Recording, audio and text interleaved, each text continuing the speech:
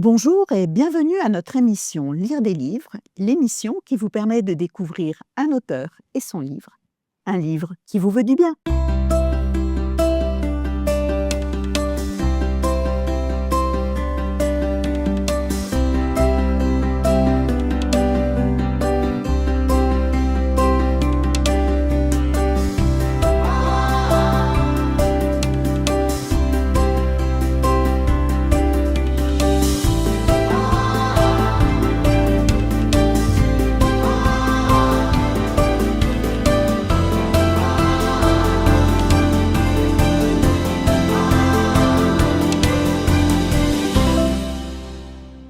Aujourd'hui, j'ai le plaisir d'accueillir Roland Meyer pour le livre qu'il vient d'écrire, La résistance d'un pasteur. Bonjour Roland. Bonjour Yolande. Merci d'être là sur le plateau d'Espoir Média, un plateau que tu connais bien, surtout aussi avec l'émission Lire des livres. C'est donc pas la première fois que tu es là, mais il y en a peut-être quand même qui ne te connaissent pas. Alors, est-ce que tu pourrais te présenter en quelques mots, nous dire qui tu es, ce que tu fais? Volontiers. Alors au départ, j'ai une formation de pasteur. J'ai travaillé, une bonne vingtaine d'années pour la Fédération suisse romande et du Tessin et ensuite, ayant complété une formation académique, on m'a appelé à Collonges comme enseignant et j'ai commencé en 92 et finalement je n'y suis plus reparti. Au niveau de la famille, eh bien je suis, avec Eliane depuis, Bien longtemps. oui, ça fera dans quelques 2 ans, ça fera 50. On a 3 enfants et puis, donc 3 couples, 4 petites filles aussi. Donc voilà, pour le moment, au niveau familial, ça va bien. On est reconnaissant et au niveau du travail, ça va aussi bien. Ça va aussi bien. Tu es censé être à la retraite, mais très peu. Oui. Tu es très actif et entre autres, tu es très actif dans l'écriture de livres et ce livre, La résistance d'un pasteur, c'est vrai que c'est un livre, on ne t'attendait pas forcément. Et puis justement, pour commencer, je voulais lire juste une phrase de la préface écrite par Luca Marulli. Roland Meyer, pasteur, théologien, administrateur et enseignant, Roland Meyer se réinvente en enquêtant. Parce qu'effectivement, ce livre, c'est une enquête que Eliane et toi avez faite et qui parle de quelqu'un de ta famille. Alors peut-être, dis-nous de qui est-ce que cela parle et pourquoi l'envie d'écrire ce livre? Oui. Alors cette enquête, est, pour mieux comprendre quelles ont été les raisons de la déportation de mon grand-oncle Paul Meyer, pendant la guerre. C'est une histoire que j'entendais depuis mon plus jeune âge dans la famille, où mon père nous racontait ce qu'il savait, mais il savait très peu de choses. Je me permets de te couper juste là parce que j'ai déjà entendu des gens qui ont vécu des choses par rapport à la guerre dans leur famille et puis c'est un petit peu, sans être tabou, c'est un petit peu sous le tapis, on n'en parle pas trop. Vous, vous en parliez dans votre famille? Oui, alors il faut dire que, Paul Meyer, que j'appelle mon oncle, hein, c'est mon grand-oncle, donc Oncle Paul. l'oncle Paul, était un frère donc de mon grand-père et il n'est pas revenu des camps de concentration, donc il n'a pas pu nous raconter, ce qu'il a vécu et certainement comme beaucoup de celles et ceux qui ont pu s'en sortir de ces camps, n'ont peut-être jamais parlé ou ont attendu des dizaines d'années pour parler. C'était un petit peu différent parce que, hem, ceux qui en parlaient dans la famille, c'était ceux qui avaient essayé de le libérer par des Bien contacts sûr, avec ouais. les armées, avec les ambassades. Donc bien sûr qu'on en parlait parce que, il y a des tentatives de libération, il y a des lettres qui ont été écrites, donc il y a des courriers qui ont été échangés, ce qui fait que la famille directe a su très rapidement qu'il y avait un problème, sans savoir exactement comment ce problème allait se terminer. Donc oui, depuis l'âge de 4 ou 5 ans, j'entends parler de cela. D'accord. Donc ça s'est même transmis parce que, bien entendu, tu es né après, la disparition de ton Oui, oncle, je suis né m 5 ans après. 5 ans après. Donc à quelque part, ça veut dire que cet oncle est resté assez vivant et présent dans Ah votre oui, famille? absolument. D'autant plus que, on a bien connu son épouse, Oui, Martha, hein, qui d'accord. était la tante Martha. Qui était Donc on l'a restée connue, on était chez malheureusement elle, veuve. voilà. Mais elle ne nous a rien raconté par contre, voilà pour, préciser D'accord. un petit peu ma réponse à ta question. Ah, elle Elle n'en n'a a rien jamais raconté. parlé, non. Elle ne voulait pas, elle ne pouvait pas. Alors là, j'étais peut-être trop jeune pour savoir pourquoi, D'accord. mais les choses que je savais, c'était par mon grand-père qui lui et par mon père, qui lui, mon grand-père, avait fait beaucoup de démarches administratives avec les différents organismes D'accord. politiques et religieux pour le libérer. Et ton grand-père, c'est Albert, C'est Albert. ton père, c'était Sylvain. Et puis, il y avait aussi un Oscar dont on parle beaucoup dans ce livre et en fait, ce sont des personnes qui ont, d'après ce que j'ai cru comprendre dans ce que j'ai lu, que c'est des personnes qui avaient quand même écrit des choses. Ton père avait, entre autres, écrit déjà sur Paul Meyer, sans publier. Oui, alors, tu parles d'Oscar, c'est un autre frère. Oui? Et Oscar Meyer était, à cette époque de la guerre, il était président d'Union à Paris. C'est lui qui avait fait les démarches pour acquérir le bâtiment qu'on appelle le 130. Et il avait une secrétaire qui s'appelait Gabrielle Weidner, qui était la sœur de Jean Weidner. On va en parler un petit peu Voilà. après, si tu veux bien, de Jean Weidner, effectivement. Donc oui, il y avait des gens qui avaient écrit déjà pas mal de choses sur les uns et les autres de la famille, des articles dans les revues adventistes, dans les signes des temps, parce que c'était un moyen de communication. À l'époque, il n'y avait pas d'autre moyen C'est vrai, il n'y avait de pas les réseaux parler, de sociaux. donner des nouvelles. Ouais. D'accord. Mais alors peut-être avant qu'on ne rentre vraiment dans le livre, comment est-ce qu'on fait quand tout à coup on se dit: «Bon, ben, j'ai envie d'écrire quelque chose sur cet oncle qui a marqué, ma vie, ce grand-oncle qui a marqué ma vie» et qu'il faut dire que c'est aussi l'arrière-grand-oncle d'Éliane, Oui. ton épouse. Oui. C'est assez impressionnant Oui. que vous ayez les 2 des liens. Alors on sait très bien que c'est très lointain et Ouais. puis, Oui, ça c'était assez amusant parce que ça remonte dans les années de naissance de ces fameuses sœurs de la famille Schlegel, les années 1880. Et il y avait beaucoup de sœurs Schlegel dans cette famille, parmi les premiers adventistes de Suisse. oui, puis si on se Et marie alors, il y entre en a une adventistes, qui a épousé un Meyer, c'était Paul, une qui a épousé un Mayer, l'arrière-grand-père d'Éliane, c'était un Adolphe. Il y en a une qui a épousé un Lenoir, dans la famille Lenoir. Il y en a une qui a épousé un Gerbert, etc. oui, c'est pour ça que chez les Meyer, c'est une famille Voilà. tentaculaire. Voilà. Il y a juste des relations par Mmh. mariage Oui, oui, qu'on s'est retrouvés je comme ça. comprends. Alors du coup, vous aviez un peu de l'intérêt tous les 2 à Oui. retracer un peu une partie de votre histoire? Oui, alors pour revenir à ta question, donc je savais bien il avait, exercé son ministère, entre autres, à Lyon, hem et il y a bien des années, j'avais décidé d'aller voir où il habitait, tout simplement, à la rue Juste Crillon, par curiosité? à Lyon. J'avais passé, fait une photo, et puis il y a 4 ans, je commençais à me documenter un petit peu sur ces questions de déportation et cetera et j'avais en tête une prison dont mon père m'avait toujours parlé, Montluc, Fort Montluc, qui était un bâtiment administratif et puis il y avait la prison de Montluc aussi. Et une fois que je suis allé à Lyon, rencontrer, des amis là-bas, je leur ai dit: «Mais est-ce qu'on pourrait aller visiter cette prison?» parce qu'elle est ouverte maintenant. Il y a pas si longtemps parce que encore jusque dans les années 80, c'était une prison de femmes, hein, la prison de Montluc. D'accord. Et donc on est allé visiter cette prison avec Eliane et puis ce couple d'amis. On y est retourné d'ailleurs ensuite avec ma sœur et son mari.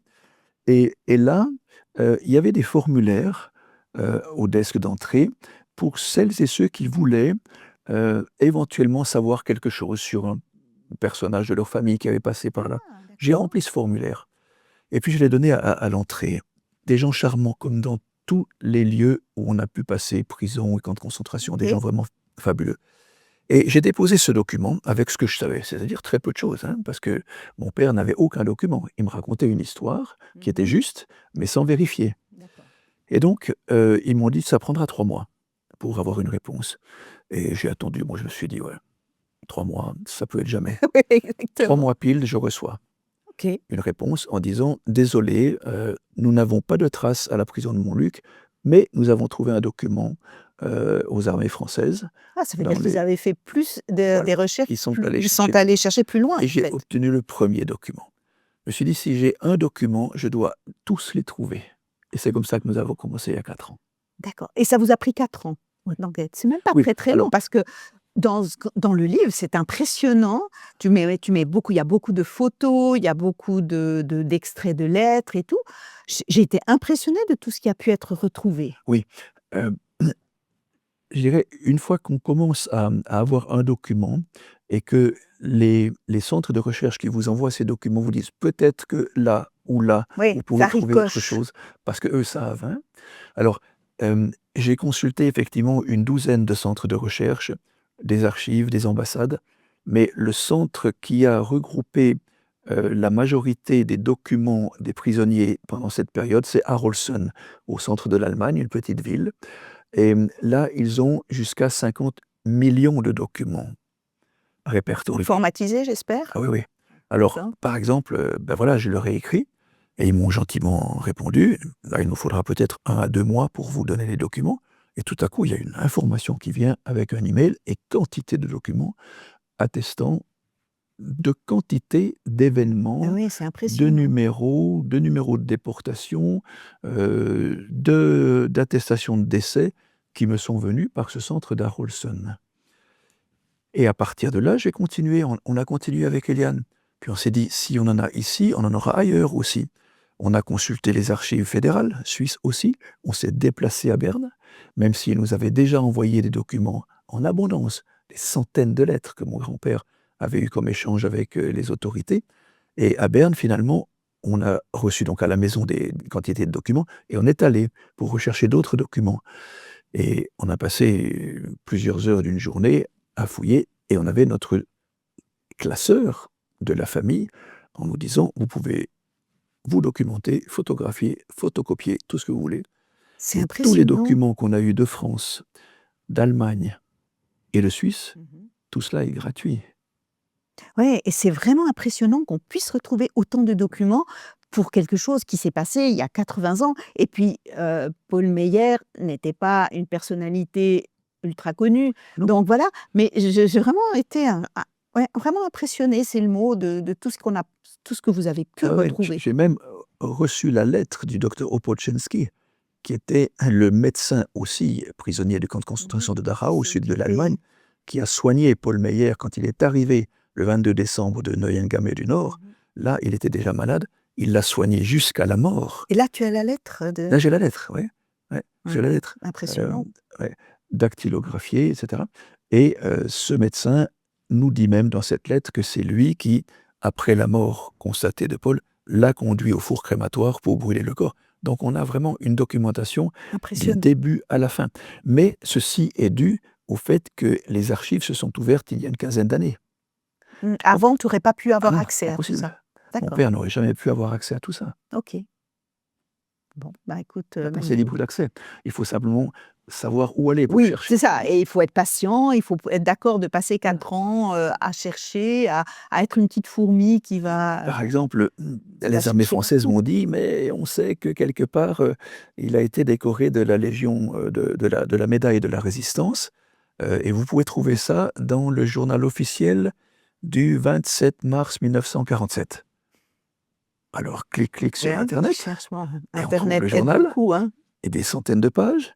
Eliane, cherche et il est dedans. Ah ouais, c'est ça. Alors il a reçu sa médaille, Oui, puis il y a même une photo dans le livre où on voit enfin une pierre dans laquelle son nom est gravé, où il a reçu la Légion à titre posthume, en fait. voilà, ouais. Alors ça, c'est dans le journal officiel. Par contre, là où son nom est inscrit, c'est dans un petit cimetière à Ory-la-Ville, au nord de Paris. Pourquoi là-bas? Parce que c'est un cimetière hollandais. Et comme le réseau Deutsche Paris de Jean, Weidner était hollandais et français et que Paul Meyer a été pris parce qu'il abritait Jean Mmh. Weidner Ouais, chez on va lui, y on va venir. dire.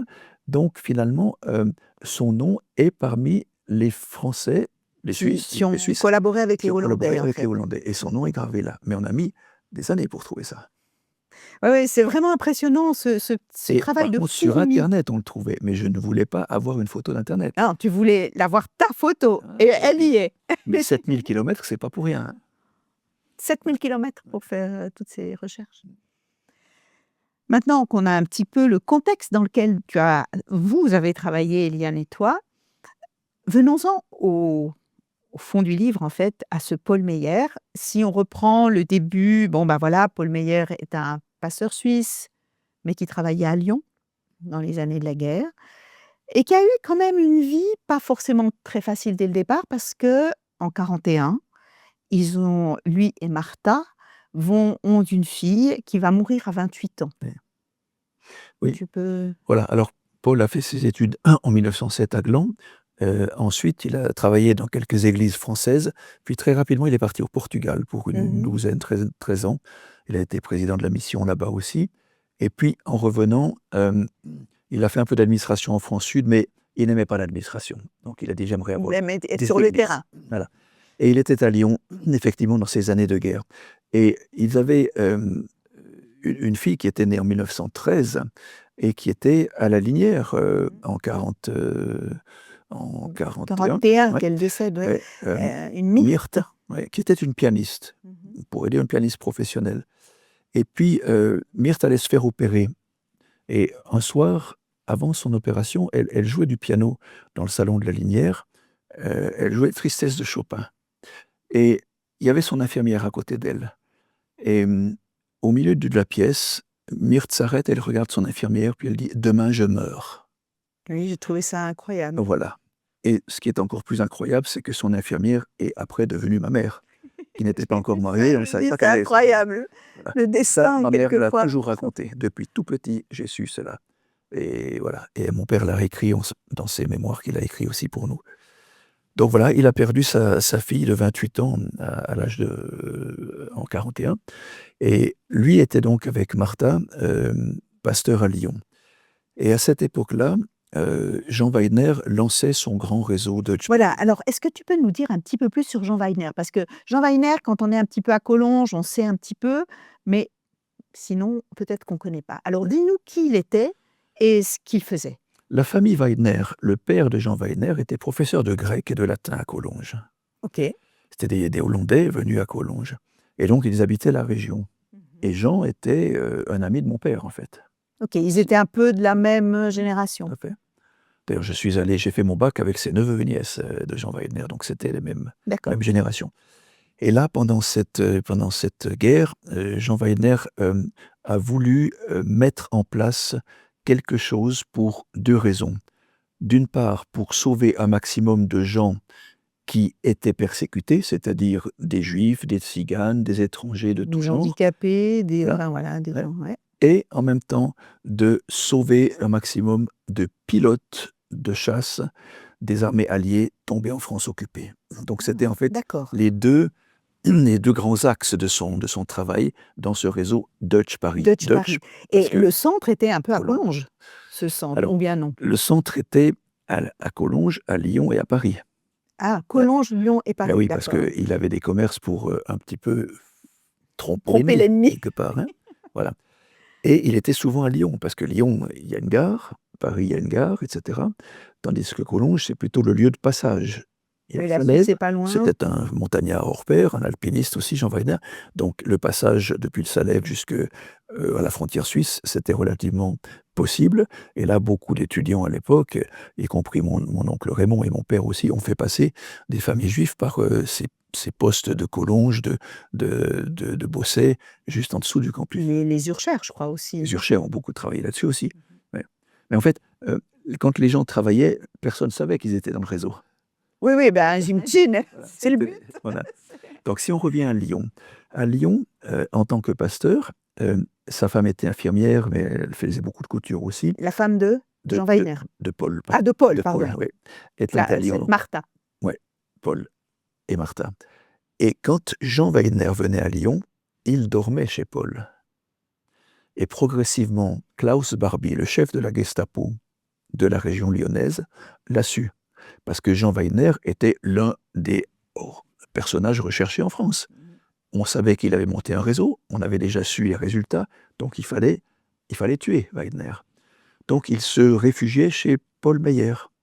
Et la Gestapo est venue 2 fois chercher Jean chez mon oncle. Ils ne l'ont pas trouvé. La 3e fois, qu'est-ce qu'ils ont fait? Ils ont pris Paul. Oui, peut-être juste avant, mais Paul et Martha faisaient aussi des faux papiers. Si j'ai bien... Oui, j'allais y venir.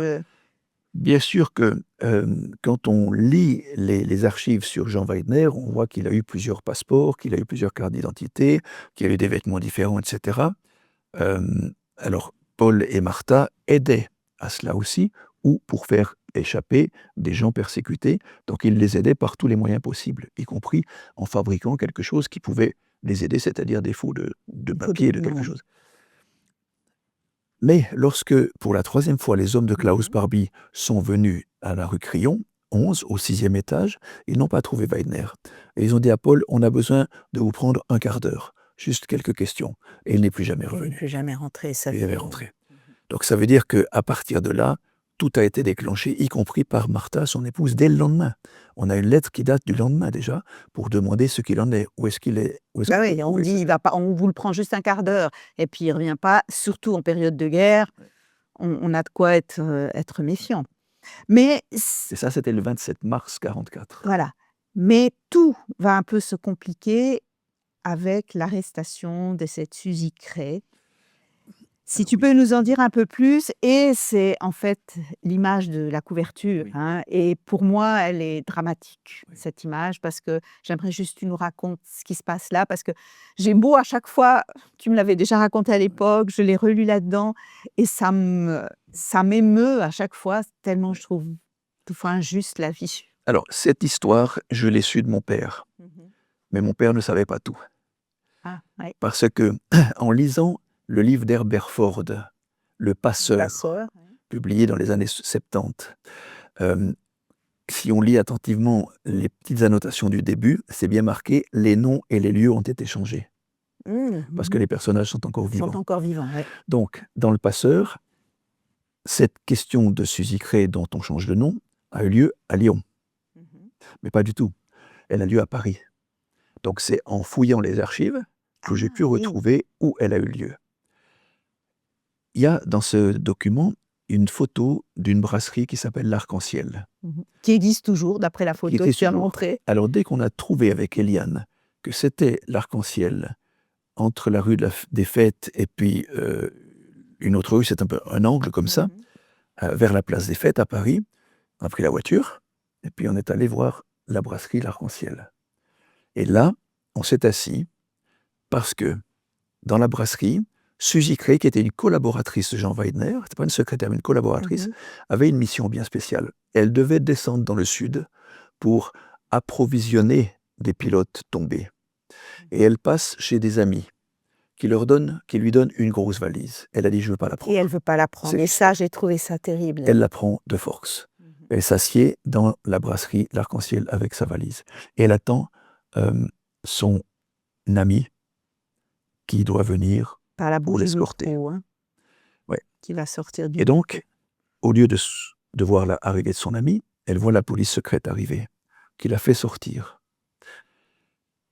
Elle traverse la route avec cette police, et avant de prendre l'escalier pour descendre, pour prendre le métro, pour aller au bureau de la Gestapo, pour l'interrogatoire, elle laisse tomber un petit carnet par terre. Consciemment. Ça, je le savais de mon père, mais il ne savait pas où c'était. Ah oui, c'est ça. Là. Donc là-bas, j'ai fait une photo. Tout simplement le trottoir où il y a le métro. Et le fauteuil, ou certainement, enfin la chaise, où elle était assise pour surveiller. Donc j'ai reconstitué un petit peu. Et à partir de là, qu'est-ce qui s'est passé? Elle jette ce petit carnet, et un brave monsieur le ramasse et lui donne gentiment. Et là, la police dit, c'est pour nous. Et là-dedans, il y avait tous les noms et toutes les adresses de celles et ceux qui collaboraient avec le réseau Deutsche Paris. Et c'est comme cela que commence l'arrestation de Paul Meyer. Ben, c'est ça. Alors là, je dois dire, les éditeurs de ce livre ont fait un merveilleux travail avec l'IA pour reconstituer... Ah oui, parce que là, on voit bien la personne qui ramasse le petit carnet, elle qui se fait emprisonner. Et je trouve ça terrible. C'est horrible. C'est vraiment terrible parce qu'on se dit, mais des fois, elle a évité un peu de choses. Alors, en période de guerre, on sait que de toute façon, tout est très compliqué, mais... On est sensible, je veux dire. Là, on parle gentiment, le récit est fait, mais sur place, quand on fait les photos, je te garantis que les larmes coulent quand même. Je veux bien. Parce qu'on se dit, tiens, c'était là, c'était comme ça.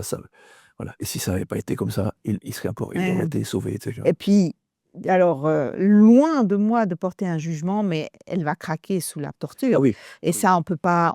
Moi, je trouve qu'on ne peut absolument pas lui en vouloir parce que, je veux dire, les Allemands, on sait qu'ils étaient extrêmément terribles. C'est clair que j'ai passé sur les tortures, mais j'ai lu des dizaines de pages sur les tortures qu'elle a reçues. C'est épouvantable. Comment elle s'en est sortie, je ne sais pas, mais c'est épouvantable. Mais pourquoi tu dis qu'elle s'en est sortie? Elle n'est pas décédée là-bas? Non. Elle est sortie vivante des camps de concentration. Elle est sortie vivante des camps de concentration. Oh là là. Tout à fait. D'accord. Elle est sortie vivante des camps de concentration. Elle a eu beaucoup de chance d'ailleurs, mais elle a vécu la mort en direct avec ce que les SS lui faisaient souffrir. Oui, j'imagine. Et justement, à la fin de la guerre, à la libération des camps, Jean Weidner savait qu'elle était encore vivante. Oui, Donc et il a pas lui, oui, étant lié à l'armée hollandaise, étant gradé là-bas, s'est dit: «Je l'arrête» et on réglait les comptes. Il a parlé avec son père et son père lui a dit: «Jean, tu pardonnes». Et il a pardonné.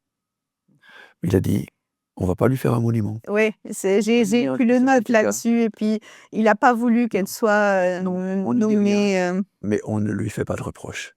Parce que quand on sait ce qu'elle a souffert, ouais, je pense que c'est n'importe qui ah mais c'est aurait ça, craqué. aurait craqué. Ah ouais, c'est assez terrible et d'ailleurs dans ton livre, tu parles beaucoup de la méthode, on va dire, de la Gestapo, qui était de déshumaniser Oui. les gens, de leur faire perdre, en fait, leur identité. D'ailleurs, dans les camps, c'est plus des personnes, c'est des numéros. Oui. J'avais même entendu dire et je crois que tu le mentionnes à un moment donné, ils avaient leur numéro qui était tatoué Oui, sur le corps. oui. Hem, Ceux qui sont ressortis avaient encore leur numéro, hein, ah à ouais, c'est vie. ça mais pourquoi est-ce que c'était une arme de guerre, cette déshumanisation? Mais à partir du moment où on a une puissance destructrice qui fait un prisonnier, qui fait quelqu'un prisonnier, ce prisonnier-là, on doit lui j'utilise un mot qui est commun, on doit lui laver le cerveau. C'est-à-dire, on doit le faire changer d'attitude pour le faire devenir un des nôtres contre ses alliés, en quelque sorte. Mmh. Donc, il y avait une manière de travailler sur le plan psychologique, psychique et matériel, je veux dire, somatique aussi, pour que ces gens considèrent qu'ils sont maintenant des leurs, qu'ils travaillent pour eux, ils travaillent pour Mmh. grande nation Mmh. germanique. Ils travaillaient. L'oncle Paul, il travaillait dans les camps de concentration. Ils n'étaient pas en train de se tourner les pouces. Non, pas C'était vraiment, des mais ouvriers qui travaillaient. Parce qu'il y avait en fait 2 camps, hein. Il y avait les camps de la mort, principalement pour les juifs, et il y avait les les camps camps de de travaux travail. forcés. Mmh. Lui était dans les camps de travaux forcés, sachant qu'on compte à peu près 50 de personnes qui ne reviennent jamais de ces Mmh camps. mh. Donc donc ça veut dire que l'humain n'est plus un humain. Mmh. Il est rasé de la tête Oui, aux oui, pieds oui, à l'arrivée, avec des souffrances épouvantables parce que les produits utilisés, mmh. je ne vais pas en parler Rien maintenant. qu'en le lisant, là, ça m'a donné des frissons. Il dort sur des paillasses de 80 centimètres de large, 1 mètre, 3 ou 3 ou 4 4, personnes avec les cadavres aussi. Donc et ça puis les veut dire, voilà, maladies et tout ça. les linges de toilette sont changés à peu près tous les 5 mois. On ne parle pas des vêtements. Les vêtements qu'on leur apporte, c'est des vêtements de cadavres qu'on leur donne pour se vêtir, pour avoir moins froid, pour prolonger la difficulté, pour éviter qu'ils meurent tout de suite, parce qu'on a besoin de main-d'œuvre. Donc voilà, c'est toute une machine de guerre qui déshumanise C'est complètement ça, la c'est personne ça. qui est entre les mains Ils sont plus personne, de en cette fait. folie humaine. Ils sont un espèce d'objet au service d'un pays, enfin, quelque chose Alors, qui dans ce camp de peut-être on y viendra, mais dans les camps de concentration de Neuengamme où il était au nord et de Dachau au sud, il a connu des amis qui étaient des pasteurs aussi, qui ont parlé de lui quand ils ont oui, été un libérés aussi. pasteur bornand, j'ai vu Pasteur d'ailleurs un pasteur bornand qui était suisse aussi, qui va parler de lui. Mais justement, en lisant ce livre, alors là, on va peut-être un petit peu plus loin que le livre lui-même. Je me disais: «Mais Paul Meyer était pasteur, croyant profondément. Ce pasteur bornand, pareil et tout. Comment est-ce qu'on arrive à vivre ce qu'on vit là, ce qu'ils ont vécu dans ces camps et jusqu'à en mourir, quand on est croyant, quand on a envie de dire à Dieu?» Mais j'imagine, je me mets dans leur tête, je me dis: «Mais moi, je demanderais tous les jours d'être libérée, je demanderais tous les jours qu'il se passe quelque chose, qu'il y ait un miracle, qu'il y ait quelque chose». Puis il se passe rien. Et puis il y a un pasteur bornand qui va s'en sortir et puis il y a Paul Meyer qui va y mourir. Et je trouve ça pas toujours simple.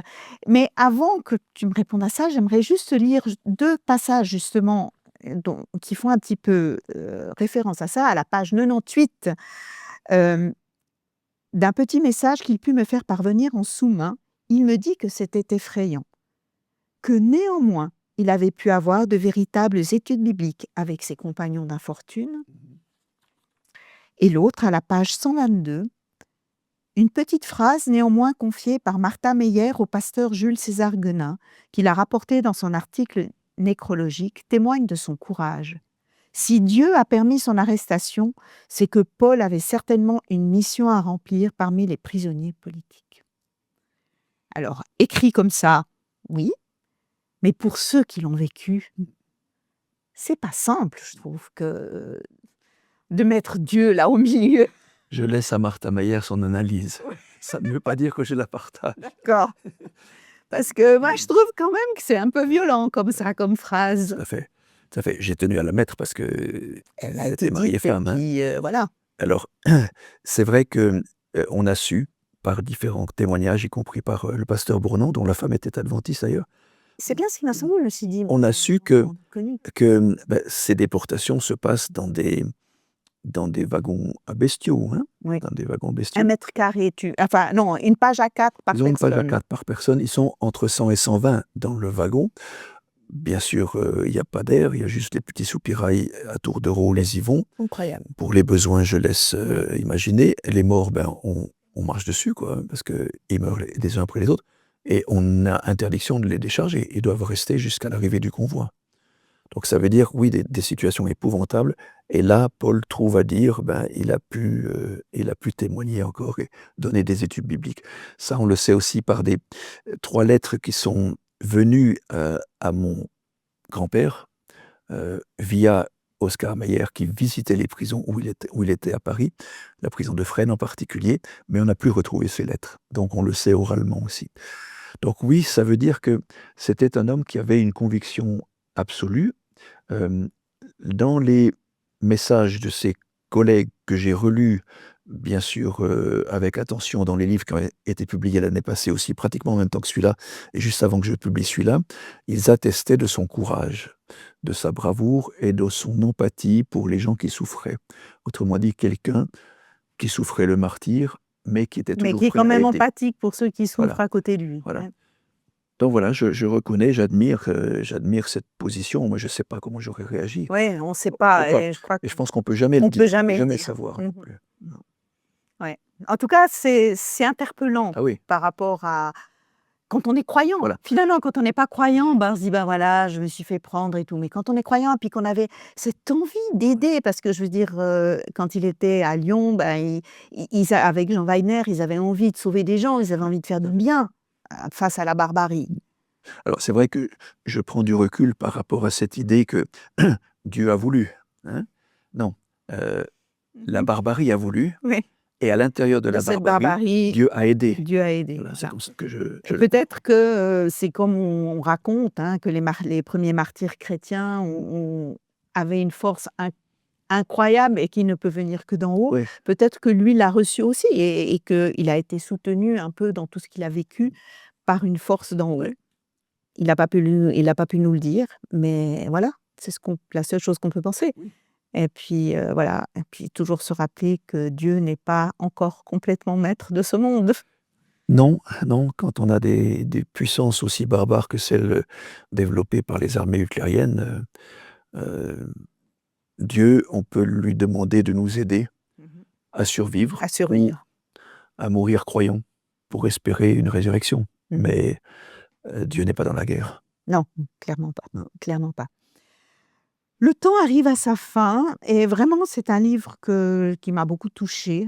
Alors il est effectivement extrêmement bien documenté, on a l'impression vraiment de revivre un peu ce qui a été vécu. On ne peut que, je sais pas, j'ai pas envie de dire remercier, mais de se dire que c'est incroyable que des gens aient pu vivre de telles choses et ils sont morts, oui, mais on en peut espérer qu'ils sont morts un peu en croyant et que voilà. Mais je voulais finir avec, cette phrase qui est tirée de la préface du livre «Résister à la nuit» que tu as mis à la page 126.